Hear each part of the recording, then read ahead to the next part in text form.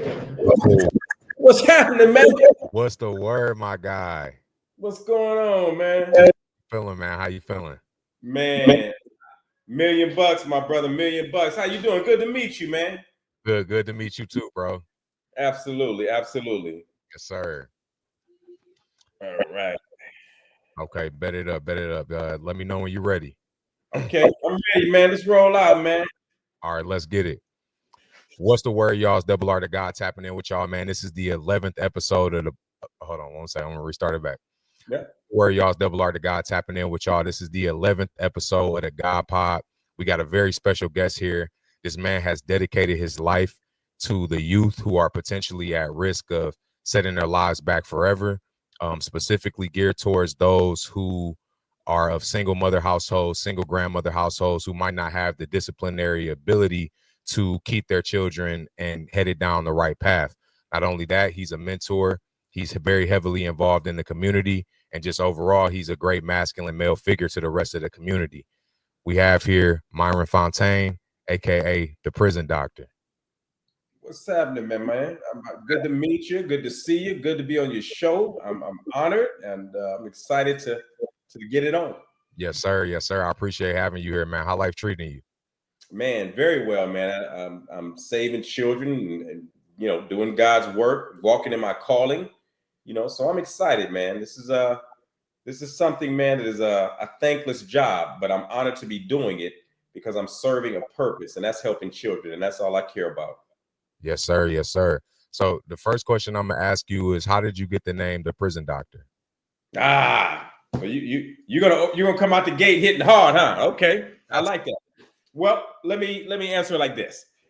Just like you have a cardiologist or a dermatologist who specializes in a particular field after going to, medical school for 5 years or 8 years, and they can come out and call themselves a doctor, I would like to think after 20 years in prison, I would be qualified to call myself the prison doctor.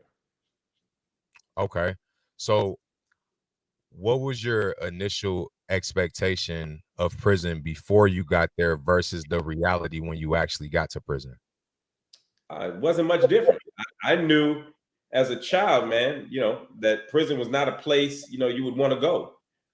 Just by the movies I would see or some of the stories I would hear from guys in the neighborhood, or the guys who've been there and done that, so I was not oblivious to the fact that prison was not a place that you want to go. So when I went, it was an eye opener, of course, because the reality of it being front and center was, is definitely a jaw dropping moment. Let's say it like that. But I was able to sustain and I got through it. I survived it, but it was not easy. Make no mistake, it's not a fun place to be. I went in for vehicular armed robbery. When I was a kid, 19 years old. Took a gun hanging with some clowns that I thought was my friend, and wound up committing an armed robbery. Took somebody's car and they body slammed me. In Detroit back in the 80s and 90s, that was happening so much that the judges was looking to make examples of people. They were tired of that crap, you know what I mean? Because it was happening so much. So I fell into that line and they made an example of me, believe me, 25 to 50 years.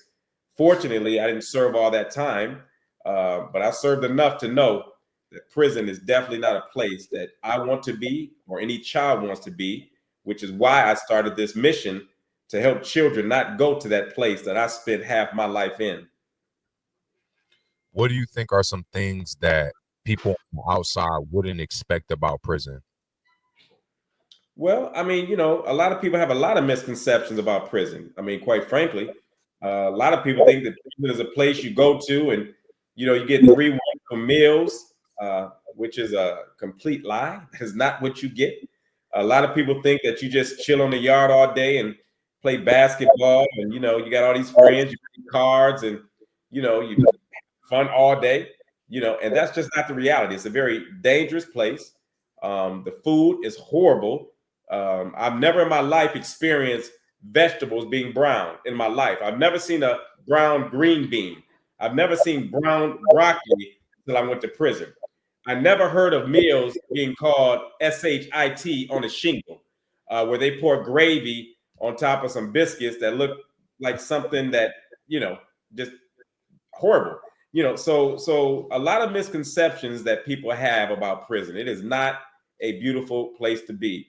And quite frankly, I don't know anybody in their right mind who would want to go to a place where there's no, where there's no females. There's not an opposite sex thing going here. You know what I mean? You're around a bunch of damn men, all day, every day, and you sell, you eating. I don't know nobody in their right mind who would enjoy an environment like that in and of itself. How was the relationship between the staff and the inmates, and have you ever seen like any abusive or any violence between them two? Oh, absolutely. All day. I mean, I've seen, literally officers being butchered to death. Not an exaggeration. I was in Jackson. I was in Marquette. I was in Muskegon. I was in Ojibwe. You name the prison in Michigan, I've probably been there. MR dorms. I've been Michigan Reformatory. You name it, I've been there. You hear me? And I've been seeing some stuff that you would not believe. So I've seen officers being killed. I've seen inmates walk by a cell and the inmate is hanging because he hung himself dead. I've seen other inmates literally 3 feet from me in the dining hall, getting butchered to death, while you're eating, you're eating a meal, and all of a sudden, somebody got a damn shank in their neck, blood spurting out, and you're 3 feet away. You know what I mean? So I've seen some very, horrific things in prison in my tenure of 20 years. Again, which is why, I try to spread the message to the youth that, it's not a game. You can play a tough role out here in free society and, think you're tough and doing all this crazy crap and running around with guns and robbing people and stealing. And, that stuff going to end you up in a place that you ain't going to want to be in. And most of these kids out here that's doing this crap would not survive in prison no more than a month. And I'm telling you the truth of what I know. A lot of these guys that's out here terrorizing our communities, acting tough on social media, posting these tough videos like they land like that.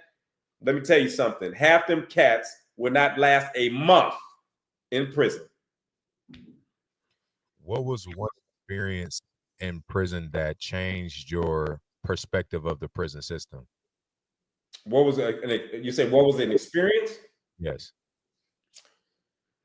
I can't really think of none, man. Because to be honest with you, I went in. I don't mean to sound, arrogant or anything, but I went in a warrior. I went into prison as a black belt. I got my black belt when I was 18 years old. So I went in knowing how to fight and had to do it quite a few times and did it very well. And that resonate, with a lot of other inmates where they know this is not the guy to mess with, So I gained a very good reputation in prison where guys knew I was not the one. That's not bragging. You can go through my prison records or talk to any inmates that knew me, and they would tell you that I wasn't that one. So there was a lot of positive things I can think of that happened, for me. One was becoming a facilitator, in prison where, I ran all the self-help groups, Thinking for Change, Cage Your Rage, Life Skills, anger management, mediation skills, all those classes I took, mastered, and became a facilitator of a lot of them. So, I've had some good moments in prison, man. But, listen, being away from family, being away from loved ones, being away from the opposite sex, you know what I mean? Being in a relationship, with a woman that you love and, you're trying to just live your life, nothing can replace that, man. So there's no experience in prison that is so good that will, make up for lost time spending with your family, your loved ones, just nothing. What are some of the things that you think that the prison system can do to make it more rehabilitative as opposed to punitive? Like some of the more positive things that they can do. Right. Well, the first one is you treat people, with respect. You know what I mean? Create more courses. Let these guys go to college and try to build a career so that they can have more self-esteem about themselves. So then when they're released into free society, they come out, feeling good about themselves and have some kind of, some kind of power, some kind of education behind their name, where they feel like they can fit into a world that's telling them, look, if you come out here without no education, you come out here without no money, you come out here without no support, you're probably go back because you're going to wind up selling drugs or robbing somebody or victimizing somebody. So if you want to prevent that, I think a good start would simply be, giving more programs, letting these guys get some kind of, associate's degree or college credits, teach them job skills, because they're not doing that no more. Back in the day, they used to, they used to have certain jobs they can work in prison, auto mechanics and the shoe factory, where these, guys were making a little bit of money. They were still being punished because they still had to go to a cell. They still were being, restricted from being around women. Hell, that's enough punishment for anybody with common sense. So to give somebody a job, a skill, knowing that they're going to get out one day back into the community, to me, it would make good sense to give them some kind of skills while they're there. In regards to the inmates, what are the politics like? Well, I mean, it's politics everywhere you go. You got the different religious groups. You got the Moorish Science Temple of America. You got the Nation of Islam. You got the Sunni Muslims. Got the Malanics. You got all these different organizations. You got the Christian Brothers. And everybody's, politicking, to get their way on the yard or some kind of status, or so a prison has a lot of political crap that goes on. But to be honest with you, a lot of the brothers that's in prison who are in some of these religious groups, they really have a lot of good intentions. And I mean, all of them, every single, I kid you not, out here, it's a lot more divisive, believe it or not, than in prison. The Nation of Islam have, services with the Malanics and the Christians. The Christians would invite the Nation of Islam to come to service. They would break bread together. So you had more unity with the religious groups in prison than, unfortunately, you do have out here in free society, where it's really politicized. Wow. What advice would you give to somebody who's being incarcerated for the first time? Don't be a follower. Don't be a follower. Don't be a follower. I would always advise somebody go to prison, find yourself. Go to the mosque, go to church. You know what I mean? Find yourself. Connected to your creator, and understand. What made you do what you did to end up in prison. Because something was lacking, something was missing, right? Something had to be missing for a person to be in prison. Something they were doing, that wasn't on point. So I think that when you're in prison is a perfect time to get your behind down, pick up some books. Do some praying, some meditating, do some, some something. Find your God, so you can find yourself. Because if you don't do that, when you get out, you're going to be more prone to repeating the same crazy crap you did that cost you to be in prison. Now, you said that you were a facilitator. What, outside of that, what were some of the more positive things that you gained from that experience? And what's one thing that'll stick with you forever that was like a positive thing? Well, at that time, for me, it was the Christian Brotherhood and also the Nation of Islam, quite frankly. The Nation of Islam was a part of what kind of helped me get into the reading and books and, kind of understanding more about, searching thyself, and learning your higher power. I can't, a lot of people have a lot of issue with the Nation of Islam. I don't, I still believe in those brothers in prison who are practicing Islam, but I also believe in the Christian brothers. The Christian Brotherhood, if it's taught in its proper sense, it is a beautiful thing. To be a Christian, Christianized in the oneness of Christ, and teaching and preaching and trying to be an example and walking in Christ, is a beautiful thing. I would strongly advise someone to do it. But I would also suggest, if you're trying to find yourself and learn more about your culture and your heritage and your roots, then some of the Islamic groups also will provide that. You know what I mean? They teach you about your history, about your blackness, your African roots, and it teaches you about God and spirituality as well. So I'm not one who does this separation and one is better than the other and all that stuff. They all have their place. They all have truth in it. You know what I mean? You just have to know how to read it and decipher the truth. Because both those books are, beautiful books, but you got to know how to read them with a spiritual eye.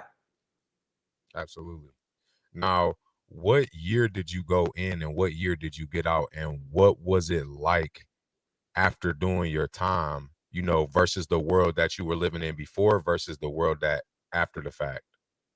Well, I went in 2000 and, excuse me, when did I go in? 1990, 1988, 89, 80, somewhere through there. I went in. Then I came home in 2012, I believe, 2011, 2012, I believe. No, Yeah. go ahead. Yeah. And I came home to a world that was something that it wasn't when I went in. Everybody's wearing their pants sagging halfway off their behind. Very, very strange things with these kids. Just the weed smoking at 13 years old. Everybody's selling drugs. And the women calling themselves B's and H's and responding to it as if it were their names. That was a word when I went in. You call a female a bitch. You may have to duck because she's swinging on you. Today, these women are being called that word and they think it's a badge of honor. They think it's cute. They calling themselves that. So those things was very foreign to me. You know what I mean? The fatherless homes. When I went to prison, fathers was in the home. Somebody was opening the door. If you went and knocked on somebody's a door, some man was opening the door. Today, you know, very hard to find a man who opens the door. Some woman is coming to that door. Some grandma is coming to that door. So those were the things that were a little odd for me, man. And the music, let's not even go there. The music was just atrocious. The music is horrible out here. Yeah, I mean, I went in with groups calling themselves the Supremes, meaning the highest. Groups call themselves the Miracles and the Temptations and Marvelette. Just different. The Dramatics. Groups were names were a little more, and the lyrics were more inspiring and unifying and about love. Made you want to be in love. Today, man, these groups are calling themselves weird things with the word bitch on the stage. They got it tattooed on their behind. The lyrics are materialistic and all about money and guns and drugs, and it's just a horrible, horrible culture we're in today.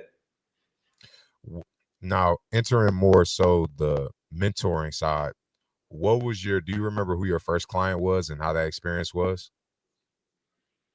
Man, it was so many, man. It's so long ago, but there was so many. I was in Detroit, and I think it was this kid.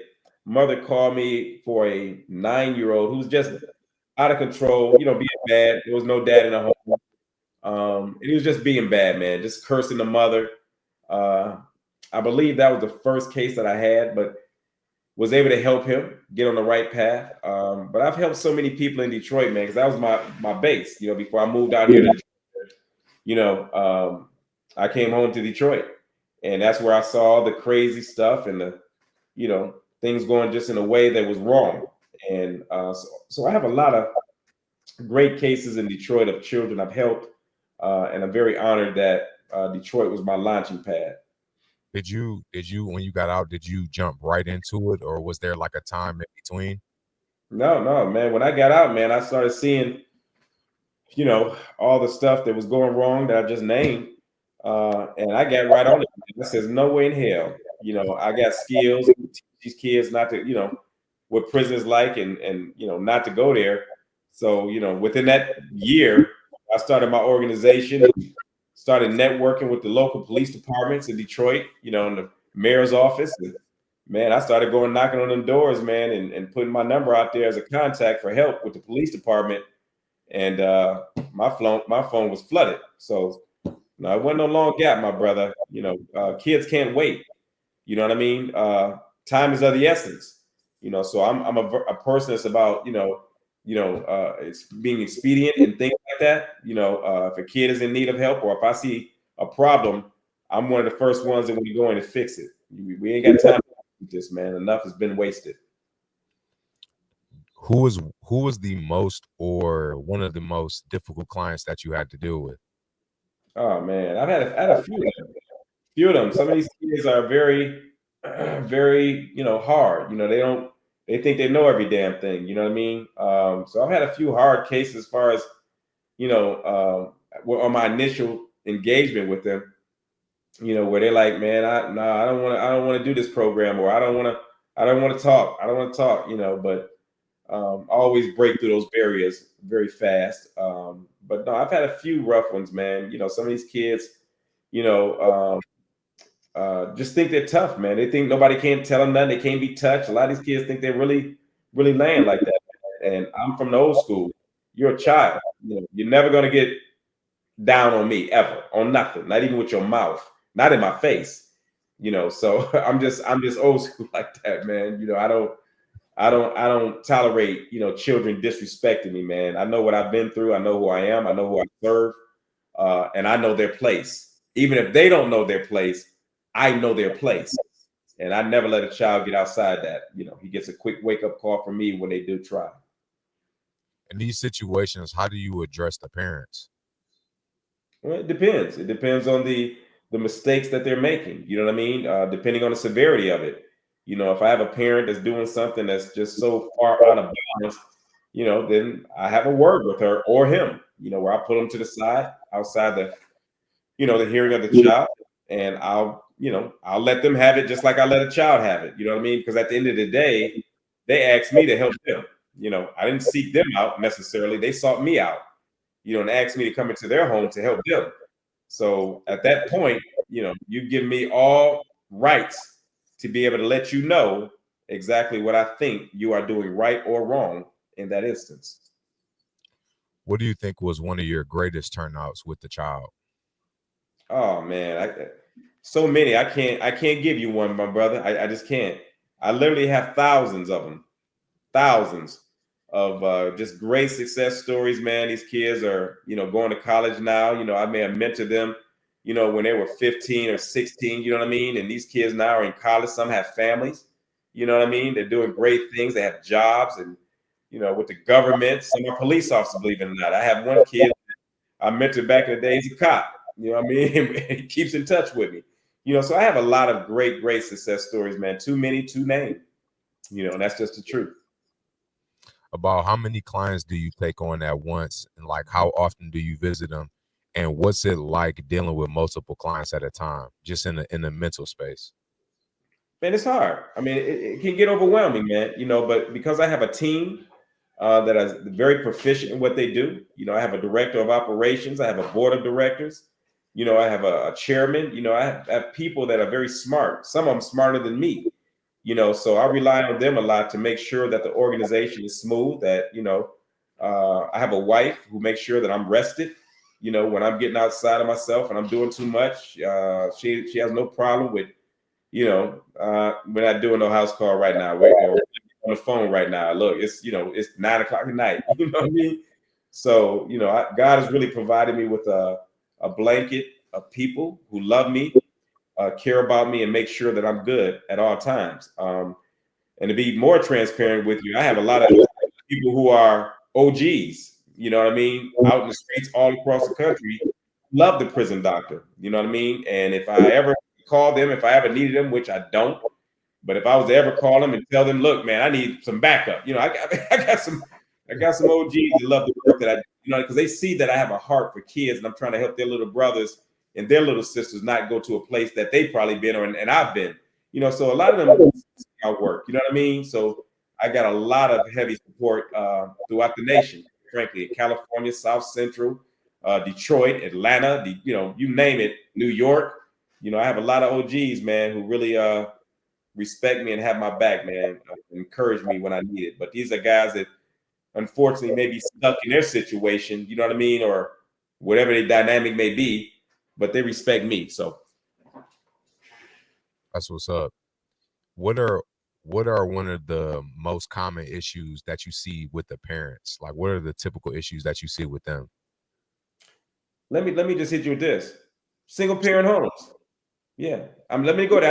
I know it's a little off of what you're asking me, but the number one issue in 80% of these homes that I go into is that there's no father there. There's no men in these homes helping raising these children. That is the biggest problem that I am running into all across the nation. Is men are not stepping up.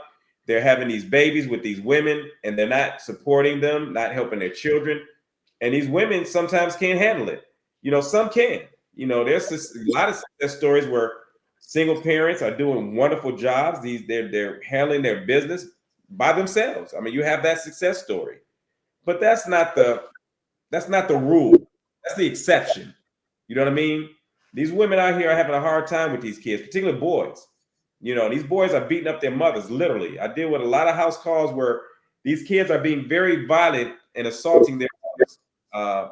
America doesn't believe that. A lot of Americans just don't know that, but you can't tell me it's not happening because I'm in these homes all across America and I'm seeing it more and more and more. Have you ever had a child try to put their hands on you? Well, once or twice maybe, but not necessarily put their hands on me. They may try to, let's say, charge me or try to grab me or something like that. You know what I mean? And of course, I got to defend myself, right? So, I got to defend myself. You know what I mean? But no child has ever hit the prison doctor in my life.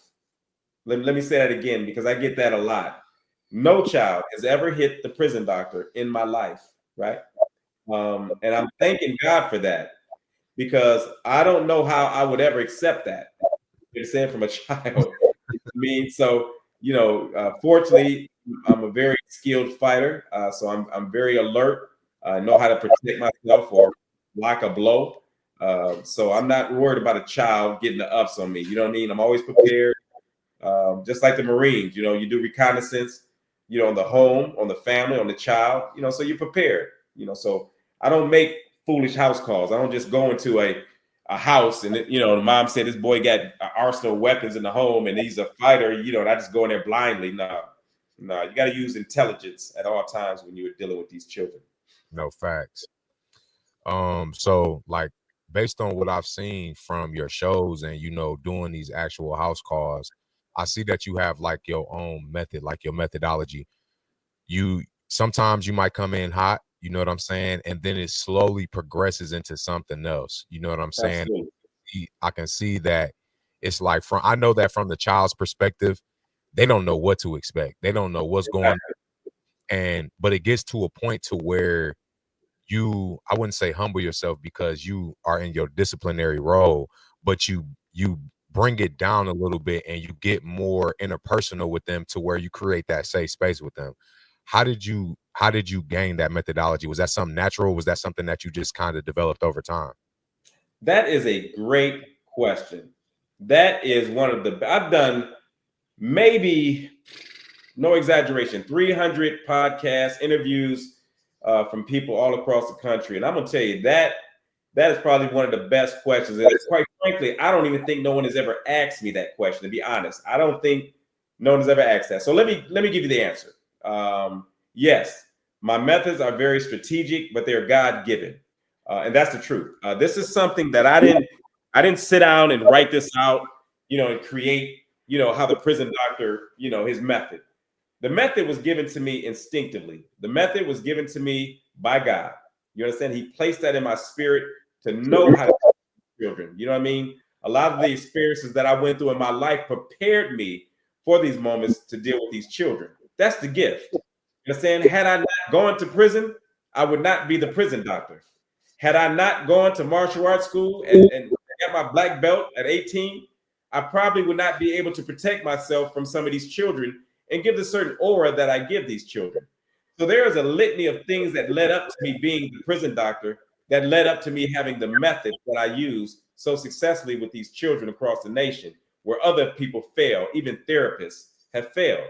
I'm able to get these children's attention.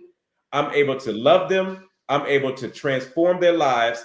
And I've been doing it for over 10 years. Absolutely, because like I was watching, just watching your show, and it was a really two that really stood out to me. It was one where I can't remember where exactly it was, but it was a black mother and a black child in their home. And this dude, he was pretty big for 13 years old. Oh, And then yeah. it was I want to say it was down south. I don't know if it was South Carolina or something like that. But Yeah. uh, he had hit his grandmother in the face. He was punching holes in the wall. He was having, Yeah. Oh yeah. Yeah. I know. Yeah. I know what you're talking about. Yeah. and then there was I believe it was a Hispanic mother and her son, and he was on the football team, and he was having self-esteem issues. Yep. I remember, by the end of the show, he wanted you to come to his football game, and Right. that's a lot to process in a span of an hour's time of realizing, like when he said to his mother, you know, I understand why you did what you did. It was like he had a revelation in that moment, and he realized that he needed you in that moment. Like, I needed this disciplinary figure. Like, I could only imagine the amount of things that was going on through his mind, because for him to want you to come to his game after that means that he didn't feel belittled. You know what I'm saying? Even though you got Absolutely. ass, he knew that was needed, and he needed that love, and that's the tough love that he needed. And the reason I asked that question is because I'm amazed just watching, because I see you using, psychological tactics of getting Mhm. to say what it, or to acknowledge what it is that they're doing wrong. Even though you already know, just them saying it out loud does something to them, that gets Absolutely. a place to acknowledge and to understand that, yeah, I am doing something wrong, and man, that's why in the beginning I said that not only are you a mentor and with the youth, but just to other men and helping them deal with their children, because I learned a lot from you just watching you in the amount of time that I've had to. So, man, you're very good at what you're doing, and you're very good at what you're doing, and not a lot of people can do what you're doing. And the fact that you're going to people's houses and you're able to do this in such a short amount of time, man, that is really a gift, because it's even some men that are in their household that don't have control over their children, you know. And one That's of the right. one of the episodes, that I was talking about with the black lady and her child, that one was real emotional for me, because you know there is, even though you're doing everything that you're doing out of discipline and out of love and out of seriousness, there are some entertainment aspects of it. But as you get deeper into it, you start to realize how serious the issue is. And I'm like, damn, there's really a lot of this going on in households. This shit could be going on across the street. It could be going on next door. And this is a big issue. So I really commend you on doing what you do. Thank you, my brother. Thank you. Yeah, it is. It is literally my highest honor, man, to serve. To serve, and I mean that with all my heart. It is my highest honor to serve, particularly children. Right. Our children are in a deficit right now. Our children are being bombarded with fake news, fake TV. Reality TV is fake TV. I don't know how the hell they come up with reality TV. It's fake TV. And our children are being attacked on all fronts of just all fronts, man. The music, the video games, social media. Our children are not around solid men. Our little girls are not around solid women no more. Everybody has a fakeness to them now. I mean, you can just see, even on social media. I talk to the children all the time about social media, and grown adults. It's hard to believe that you have grown adults who are so desperate for attention or money that they will literally make a damn fool of themselves for the world to see on social media. That they're doing these dances, and I'm talking about grown men. They're standing on tables. Then he flicks and he's standing on the car. Then he's on the couch with his legs up, and then he popping his behind like he's like he a damn dog. It's the same thing with the women. You're seeing women doing some very crazy stuff on social media. They, just being idiots. You know what I mean? And let me say, it's nothing wrong, right, with having fun in life. There's nothing wrong with a little joke every now and then, but it has become so commonplace, right? When some of these people are doing this for a lifestyle, they're doing it with no sense of regret. When you can just be on social media and just make a complete fool of yourself. Some of this content I'm seeing on here, man, I feel sorry for our children. If this is what they're seeing in the role models that they're given, You know what I mean? I feel sorry for our children, man, because they're not seeing a real depiction of a woman or of a man, particularly a black woman or a black man, right? Particularly that, because we're struggling. It's our children who's really struggling. Let's make that clear. And they have no real role models today. Their role models are Dirty Red. I don't call her Sexy Red, Dirty Red, because nothing about her is sexy, right? Dirty Red. They got Beyonce, right? Who just goes on stage in pantyhose and and some leggings, bouncing her ass. You got the rappers, you got all these different artists and rappers who sing about nothing, pants hanging off their ass, coming on stage with a bottle and a joint in their mouth with a towel out their back pocket, like really jammed, working up a sweat. It's just a damn mockery, man, of what's happening to culture today, man. Nothing is authentic. Nobody is manning up. Women are not womaning up. You know what I mean? It's just our children are just in a bad way, and I don't see no escape, quite frankly. You know what I mean? You got a few brothers like me, yourself, and a few other good brothers who are here trying to make a difference, man. But we so overwhelmed by the negativity and the bull crap that it's hard for our light to shine, because it's just, so much negativity, man. And the culture is just flowing with the negativity. You know what I mean? And I'm just really disappointed, man, in our culture, our adult culture today, man, our men and women. Man, I've never seen so many nasty women, so many immature, sexualized, just say anything on social media, dress any kind of way. You know what I mean? And the shows are horrible. Everything is raunchy, loud. Our women are depicted, like they're ghetto, really ghetto, and they're okay with that. Being loud and aggressive, and and the cameras are on, and I mean, it's just we're in a bad way today, bro. Our black culture is really in a bad way, man. It really is. Yeah, I can agree with that 100%. I spend a lot of my time, working on my content, doing research, and studying, and doing a lot of things to do what I do to make my content. And we have to utilize these social media platforms, and sometimes I get tired of it. You know what I'm saying? So I could only imagine what is going through a person's mind that's spending all of their time. Now, there's people that can genuinely dance. There's people that are genuinely funny and need to be making funny content, because we need those things. Absolutely. But the people who are doing the TikTok dances and that's all that their life is, it's like you don't realize that you're spending all of your time on this platform doing nothing for yourself. Like it's not fulfilling spiritually or morally for you to just be out here, and people are really just locked in to getting views and don't really understand why they're doing what they're doing, to be honest.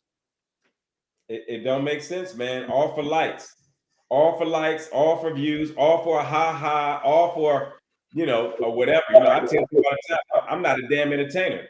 Don't go on my page looking for entertainment. If you find entertainment in it, fine, but get the message out of it.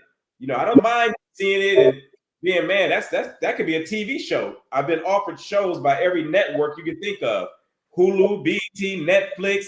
I've been interviewed by all of them. All of them. You understand? So, but I'm not an entertainer.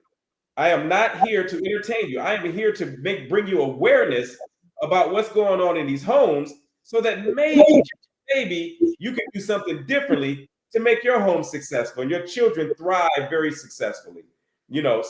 But yeah, it is a bad way. It is a horrible way what's happening to our community and what has happened to our adults. Men are not men no more. Our men are being emasculated. Our men are being feminized. You got this clown Dwayne Wade, walking around with nail polish on and got a damn I don't even know what the hell they are. You know what I mean? And that's just being real. I'm not being mean. I'm being honest. You know what I mean? There's some really mental health things going on that's being accepted in the society, that it's okay to act like a damn, like you're other than what God created you to be, and we accept that kind of foolishness and pacify it, and nobody speaks up against this stuff. You know what I mean? That's a mental health thing that's going on with a lot of these people, man. That's trying to be other than what they were created to be. That's a mental health issue, bro. And I have a problem with that. Our kids don't need to see that. They don't need to be, felt that they're wrong when they say, hey, why is that man dressing like a woman, daddy? And you go, oh, no, that's fine. Don't say that. Don't say that. Let them do, that's wrong. You know what I mean? And this is the kind of stuff that's happening to our children, because I deal with these kids who feel that they're being told they can't speak out against something they don't understand, something that they know is wrong. They got to accept it. I got a problem with that. Yeah, and I think that, for individuals like me and you who can understand and see what's going on, I feel like there are a lot of people who have the same position that we take, but they don't realize how it affects everybody else, and that everybody everybody doesn't have that defensive shield like me and you do, that where we can discern between what's wrong and what's right and create the measures to prevent it. There's a lot of people who just feel like, well, I'm not involved in it, so it doesn't matter, but they don't know how this little boy or this little girl is taking in that information and how it's really in fact impacting and affecting their lives when they go to school, and when they have this stuff being subconsciously put in their mind all day and they seeing it on social media. They'll eventually think that it's okay. Absolutely. And it's not, and so I'm one who speaks up against it, and I don't care what anybody thinks or says about it. You know what I mean? It's like they, really want to make you think it's okay for a man to dress up like a woman and be okay with going to the girl's bathroom, and that's okay. We shouldn't say nothing about that. You out of your mind. They're telling us we should be okay with having a man in the boxing ring with a woman, and we should be okay with that. We should be okay with another man who's okay with being in women's sports. And no, I'm not okay with it, and nor should anybody be okay with that. You understand? So that those things are very problematic, and what's going wrong in our community. You got kids thinking they could be unicorns and dogs, and you got adults walking around being pronounced and and act like damn animals and walking the streets with pointy ears and saying I'm a bunny and you better call me a bunny or I'm going to sue you. Or I mean, what the hell is going on? So this stuff is ridiculous. It's against God. It's against nature, and I don't roll with it, man. And that's where I'm at with it. Man, with all the positive things that you're doing for the community, what type of acknowledgement and love have you received back? Oh my God, I've received love from a lot of people, man. A lot of people on social media love the work that I do and comment all the time. A lot of artists and rappers literally have gave me lots of praise, and like my content. Now, some may not have, necessarily said, hey, I like you, but they've liked my content, from Stephanie Mills to DJ Quick to Frank Stallone, Rocky's brother, to hell, who else? Celebrities, Korn, the heavy metal group Korn, and Beverly, the rock group, lots of support and love from them to this day. A lot of rappers have reached out to me and show me lots of love and love my content. So I get a lot of that. A lot of the parents reach back and say, hey, you mentioned my son 5 years ago. I want to thank you. My son is doing much better today. Thank you. And that's the greatest reward for me, man, is just to have somebody say, you know what, thank you. You ain't got to give me no money. You ain't got to donate. If you do, I appreciate it. Make no mistake, but you don't have to. A thank you does me just fine. God is make sure I'm okay. And the prison doctor is happy with just a thank you. Oh, absolutely. So what are your daily calls like with the kids when you talk to them? Like, how long are they? And, what are some of the things that you talk about to reinforce your initial meeting with them?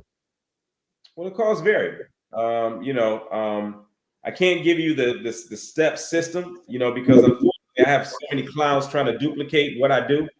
And I don't want to give too much on that, because I don't want nobody trying to use what I do and on a child and do something crazy, or it doesn't work the way it should. Unless I know you and I know your intentions for children and your motives of why you want to learn what I do, so that you can help children, then that's different. You know what I mean? But I'm very slow to give out the jewels to people unless I know your heart and your reason, your motives, and what type of person you are. I'm not going to teach you how to work with children. I'm not going to do it, because a lot of people will take this, man, and try to victimize a child, as many people do with other things.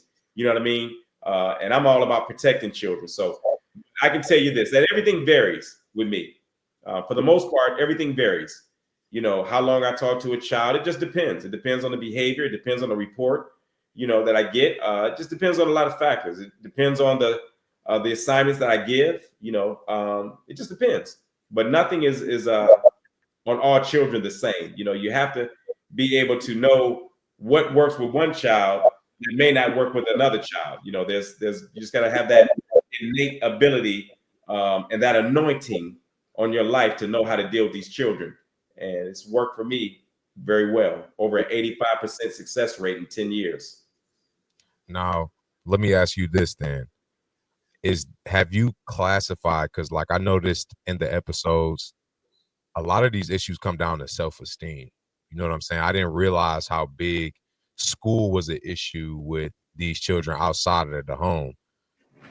You in your mind classified like a specific group, like, okay, these children, um, they're more self-esteem caused, or this group might be the relationship with the parent. Have you like classified or broken down into those groups? Yeah, absolutely. Again, every case is different. But yeah, absolutely. Most of the problems that a lot of these kids are facing, again, I kid you not, is not having a positive male role model in their life. Over 80% of the problems that I've seen in these homes is because dad is not there or a positive male role model. I'm not just saying any man, but a positive man in the home, right? Because having a man in the home with a child may be horrible if that man is not standing on principle, if he's not a good, godly man who has structure and guidance. Hell, he may not be you'd be better off not having that man in the home. But what I said was proper male role model in the home or a proper father in the home. That's what these children are suffering from, man. Of course, there's mental health. Of course, a lot of these kids got ADHD and OCD and ODD. And a lot of it is food driven, quite frankly. A lot of this stuff, man, is chemicals, man, that's driving our kids off the cliff. These kids are eating things, man, that are just detrimental to their brain cells and their health, to their life. You know what I mean? They're eating these Takis. That's horrible. You know what I mean? They eating a lot of these foods that bioengineered foods. You know what I mean? Horrible for these kids. They're eating deep fried foods every day because mom or dad is too tired to cook a meal. So mom comes home tired because she got to work. Dad at home, so she got to work and cook. She tired, so she got to be on Chick-fil-A or McDonald's or some crap. And I mean that in all sincerity, some crap, because that's literally what a lot of that stuff is, crap. That's why they call it junk food. You understand? Fast food. Where do you think those terms came from? Fast food. You tell me a time where mama made food, real food that was healthy, fast. You understand? You tell me why are we eating stuff called junk food as a meal? Because that's what a lot of parents are giving their kids. You understand? Junk food. So those are things that are causing our children, man, to really have a lot of these mental health disorders that we call mental health disorders. A lot of them don't even, it's just a lot of things are out of control, man. We'll be on this damn podcast, this interview, man, for another 5 hours, man. I can give you a list of things that are going wrong with our community, starting from the parents, with the food, with the government, with these laws. We're just out of whack right now. And I'm gonna tell you something, man. To sum this all up, we need to have God back in our lives. We need to find that spiritual component, whether you want to do Christian, Islam, Buddha. Listen, give me a foundation of at least spirituality. You understand? If you don't want to wrestle with being a Christian that believes in Jesus, or you got a problem with the Nation of Islam, or being a Muslim, or so if you got a problem, at least let's get the foundation started. At least get on a spiritual tip. You understand? But believe in something bigger than yourself. Believe in something higher than yourself. Let's get there. Once we can at least do that, then we can start shaping stuff. You know what I mean? But we ain't even there. People don't even have a spiritual foundation. They don't believe in nothing other than today and then. And that's why our kids are killing kids, because they don't see tomorrow. They don't believe they're going to make it to 21. So they don't see no value in nobody's life. They don't see no value in theirs. So if they don't see value in their life, what makes you think they're going to see value in your life? That's why they're quick to kill. No, absolutely. I can't do nothing but agree with that. What would you say are 2 or 3 things that parents can do at home just to prevent their child from going into the system or making very bad decisions? Well, one is to bring back spirituality in the home, right? Number two would be spend time with them, right? Get off the damn phones, get off the damn laptop, the computers. You understand? Stop sending your children upstairs to play video games to get them out your hair for 3 and 4 hours out the day when you only spent maybe 30 minutes with them out your day because you're working, sleeping, cooking, cleaning, and doing what you're doing, that you haven't spent quality time with your child. So start there. Just spending time with your child so that maybe you can understand why they think the way they think, and they can understand why you think the way you think. But if there's no dialogue, there's no communication, then how the hell do you expect to ever know each other? Now, your father is Eli Fountaine, one of the greatest musicians to come out of the city and possibly the world. What was your relationship like with your father? Well, thank you for bringing him up. It's a very sensitive subject for me. My dad is my heart. My dad was the greatest man I've ever known in my life. And he was a world-renowned saxophonist. He played on all the Motown hits, literally. Marvin Gaye's "What's Going On," that opening horn solo is my father. He played on "Let's Get It On," that sax is my dad. He played on "Baby I'm For Real" by the Originals, that saxophone riff is my dad. He played on "The Temptations," that's my father. He played with the Dramatics, all the horns on the Dramatics. "What You See Is What You Get" album, "In the Rain," and "Just Shopping" and all that, that's my father. I'm very honored to say that because my father, I believe, wasn't as celebrated as he should have been. And that's just a lot of the Motown cats, that died. A lot of them wasn't really celebrated, particularly the musicians. The instrumentalists didn't get a lot of recognition until after they died. You know what I mean? But they wasn't celebrated, man. And they didn't make the money, quite frankly. A lot of them didn't make the money that they should have made back then. So thank you for highlighting my father. But my father was literally one of the best saxophonists in the world, and probably still today. So thank you for saying that. But it was an honor. I grew up in the studios of Motown. I'm one of the few kids that's still alive. I know those stories, you know what I mean, about being in Studio A and Studio B, being in Motown, being in United Sound System Studios, which was on Second, going towards downtown by Wayne State University. That's where, James Brown, Michael Henderson, Parliament Funkadelic, they came out, Anita Baker, they came out of United Sound System Studios. They didn't come out of Motown. Isaac Hayes came out of United Sound System Studios. That's where they recorded at. Stevie Wonder did some hits in there as well.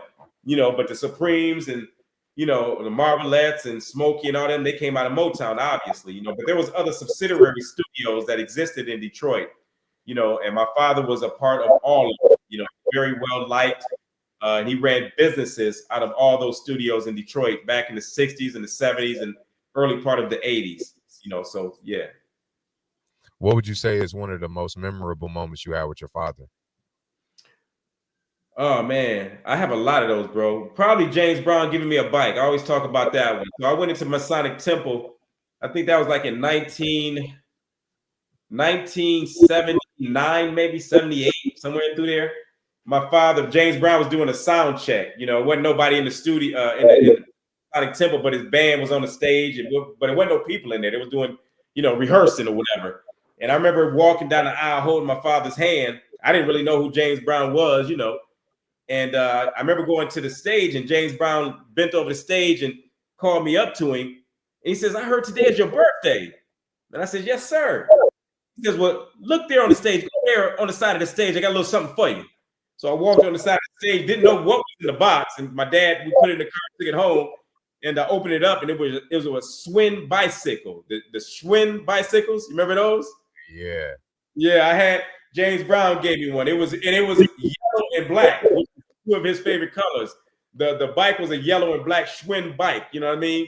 And I didn't really know how valuable, that bike would have been a big deal one day until I got a whooping when I crashed it one day. And two cars was parked on the sidewalk. You know how they be parking behind each other. And I was trying to squeeze, through the little gap between the cars on the sidewalk because I couldn't ride it in the street.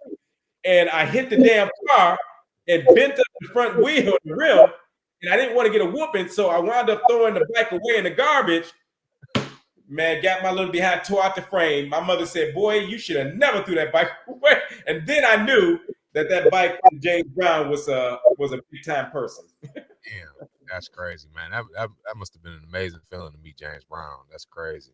Yeah, it was. James and my father was good friends. I didn't even know. How do you feel like your father's career in music shaped your perspective on life and your childhood as well? Wow, great question. Unfortunately, to my detriment. I hate to say that because I don't blame my father. My father had an impeccable reputation in the music industry, and he was a great father. But my father was never home that much. He was always on the road with Motown in Europe. You know what I mean? He was touring with the Dramatics, and so he was never home a lot. You know what I mean? But when he was home, it was the most impactful time, of our lives. He made sure that we were good financially. Things like that, and we had the rabbit fur, the rabbit. We had all the latest shoes, and he made sure we were good in that aspect. But I think growing up in that lifestyle, because I was always with him, it kind of made me feel a little entitled, spoiled. And I believe that didn't really serve me well to have got that kind of fame so young. And then I danced on the scene with Nat Morris, WGPR or whatever. I used to dance on the scene back in the day, Channel 62, a little dance show like Soul Train, and I was one of the lead dancers on that show back in the day. You know what I mean? And so all that stuff went through my head. I was a pretty boy, Jerry curls, looking like Prince.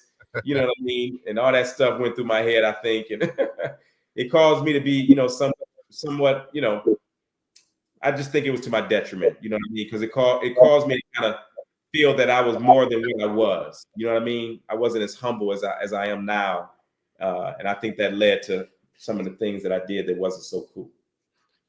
What do you think are some of the biggest lessons that he taught you, whether that be through music or just in life in general?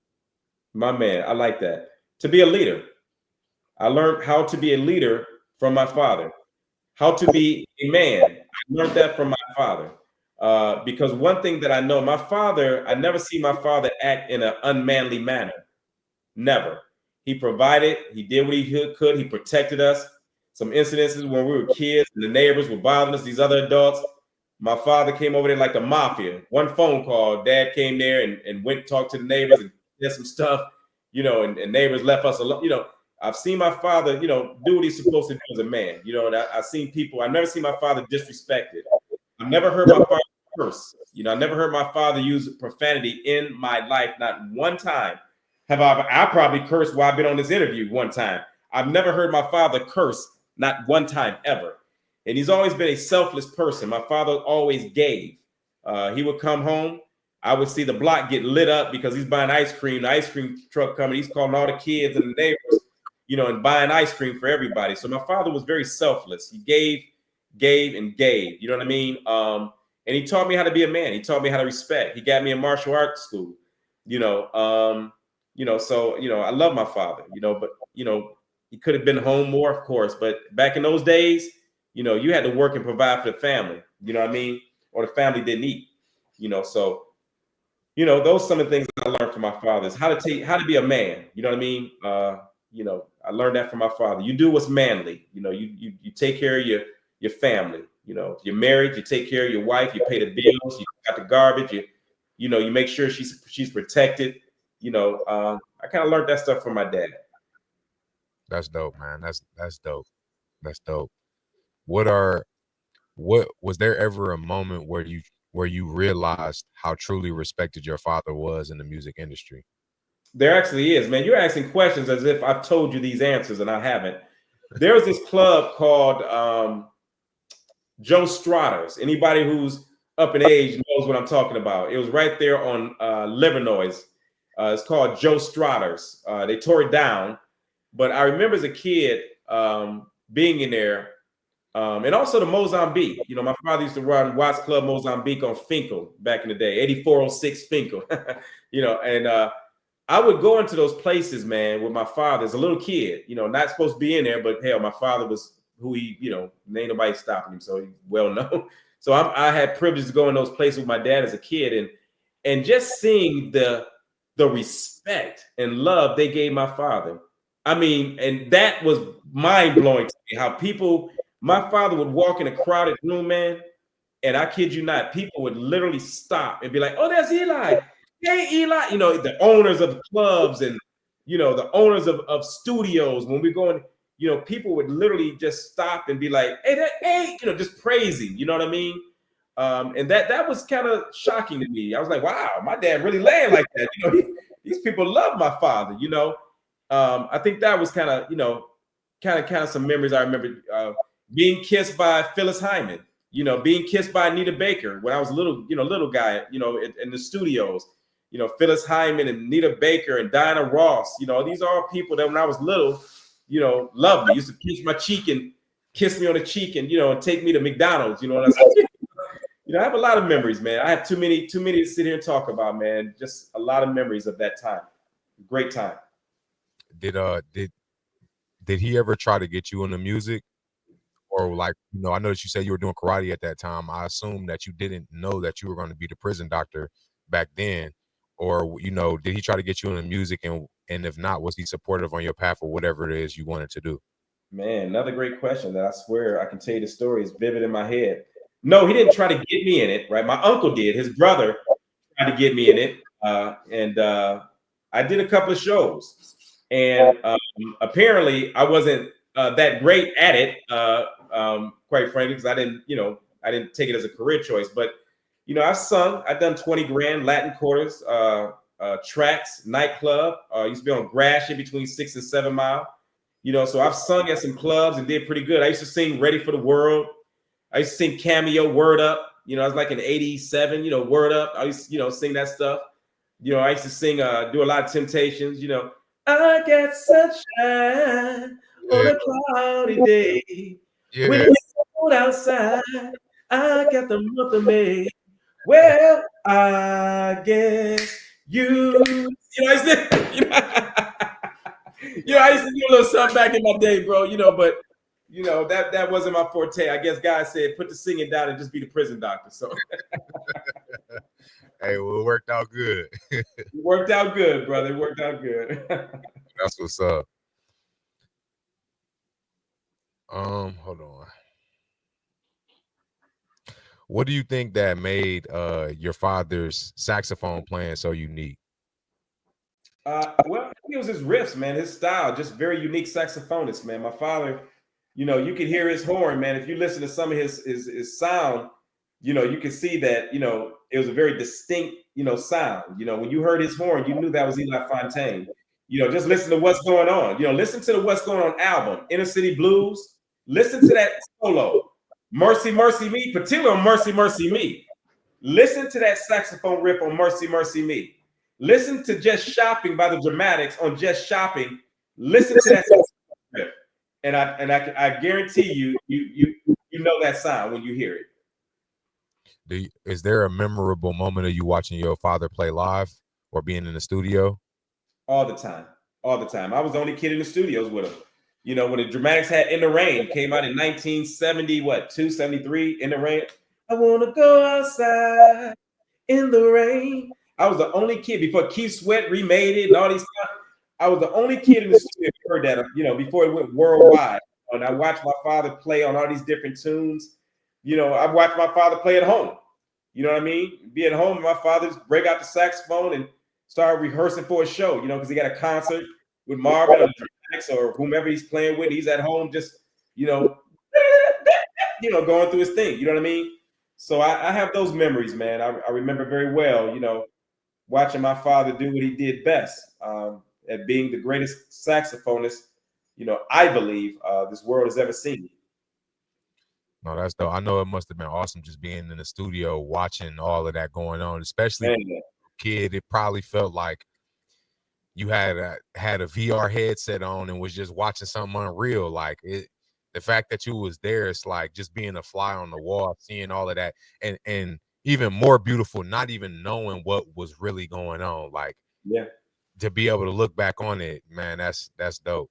What stays in my mind, man, is the reel. See, they don't have it like today. See, back then they had reels, and they would have to rewind it, and that sound of the reel, that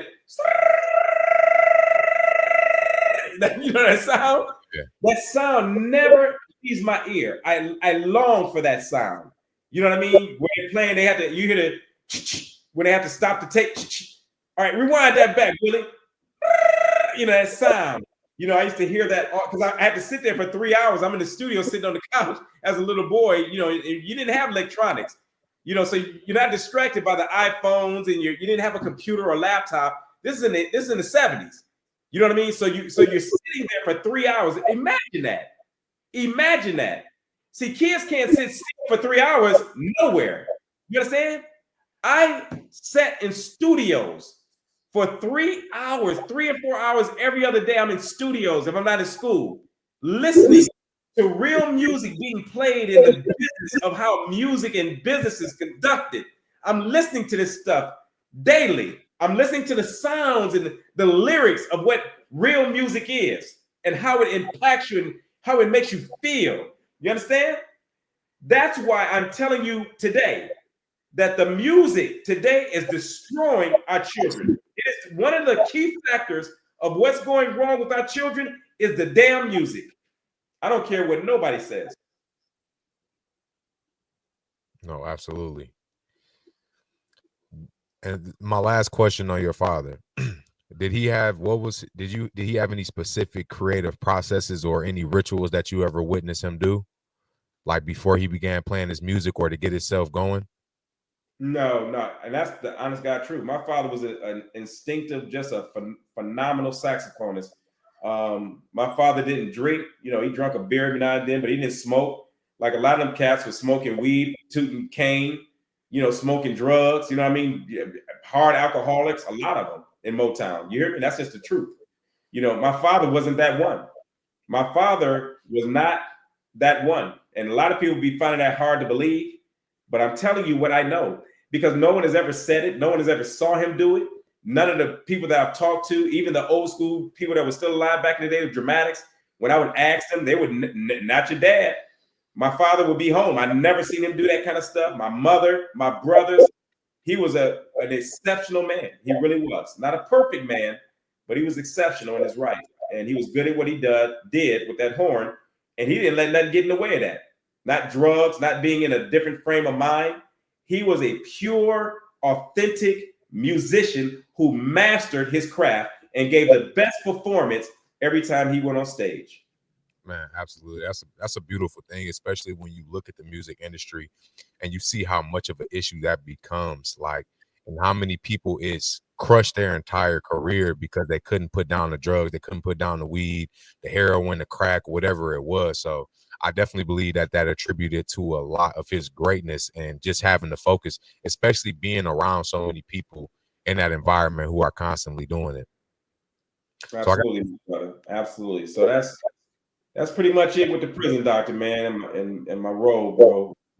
And I'm just out here doing what I can to help these kids, man. And God is blessing me to do it. And if I can get more men to step up and stand out, you know, I can get more done. absolutely. You got time for like maybe like 5 or 6 more questions? Sure. If we can make them fast, I gotta get to my son. Um, okay. What do you think are the biggest challenges men face in today's society? The biggest challenge that men are facing in today's society. Uh, that's a great question. You know, I'm always going back to just, you know, I don't know. That's really a great question. Now that you put that out there like that, one of the greatest challenges. I don't know. I guess it's just coming into manhood, man. Just fighting against the forces of society, man. You know, just standing on your own, coming back to self. You know, trying to be authentically you in a world that tells you that being fake is okay. That's probably what I would say. You know, just fighting to be you, fighting to find out who you are and what your purpose is, what your aim is on earth. Why are you here? What is your service? Right? In a world that is constantly telling them you ain't worth nothing and it's okay to be fake. It's okay not to be you. You know, you can be a unicorn, you could be a woman if you're a man, you could be a man if you're a woman. You know, you can shun responsibility. You don't have to be in the house with your family. You can be a street guy. You know, you can have multiple women. That's okay. To have multiple women. It's okay not to believe in God. All the things that innately are in you as a man that instinctively you should be doing and acting. The world is telling you, nope, you ain't got to be that. That will probably be one of the greatest challenges, the greatest challenge man got to face is fighting that crap to be authentically who you are and what God designed you to be. I'm gonna finish it off with two questions. What are three values that you think all men need to have? I would probably say love, truth, love. You say three, what again? Values. Values. I think integrity is one. I think too many men have become liars, and I think social media makes it easy for us to be liars. You could be anything you want to be on social media. So that spills over into your relationships and your friendships. So I think integrity, just being a man of, who's honest. I would say a person who loyalty. Loyalty is big. You know what I mean? Being loyal. I think these are just good things. Having integrity, being honest. Having loyalty. To your wife. Or your girlfriend. Just being loyal. I think that's a huge thing because loyalty transmits into your children. Because if your children see you being disloyal, you're wrecking you're wrecking them. You know what I mean? It's very important.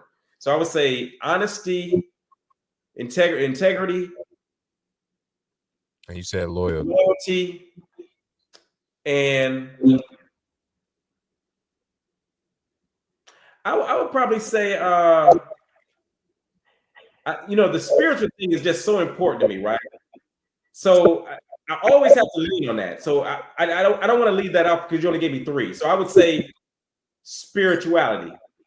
You know what I mean? Spirituality, that's believing in God, believing in something higher than yourself. Being accountable to somebody or something or someone is really huge. But when you think that you're an island unto yourself and that you have all the answers and that you don't have to answer to nobody and you can just do what you want to do, I think that's a huge problem in our communities as well. So I would say spirituality. Absolutely. And the final question, where do you see the prison doctor in 5 years, or I would say even longer than 5 years? Where do you plan to take and make bigger of what you're already doing? Man, I see the prison doctor in the Bahamas, man, with a mansion or Jamaica, sitting on a yacht, 5 or 6 Bentleys, Bugattis, or whatever the hell you call them. And no, no, I'm just let me say, I'm just kidding. Believe me, I'm just kidding.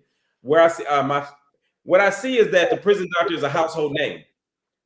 My goal is to make the prison doctor a household name, like Michael Jackson. You go into any house and say, "Have you ever heard of Michael Jackson?" Everybody gonna go, "Yeah." Prince.